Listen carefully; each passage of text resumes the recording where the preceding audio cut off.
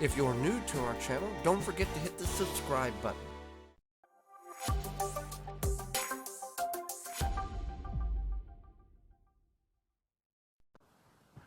What you're looking at is 3-year-old asparagus. We planted this when they were 1-year-old crowns, and we didn't harvest last year, which would have been 2 years, and this year, the 3rd year, we are harvesting a few sprigs or fronds of asparagus.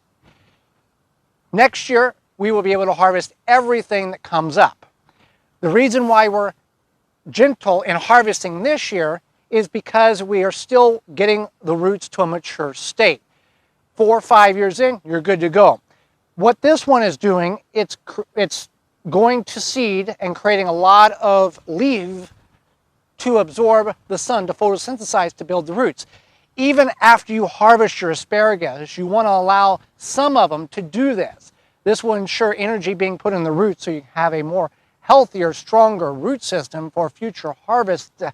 These plants can live 15 to 20 to 50 years.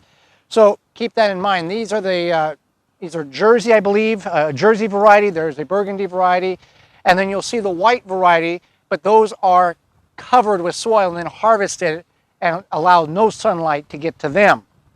So we've mulched this to allow the weeds to reduce. We still have some weeds that we're having to deal with.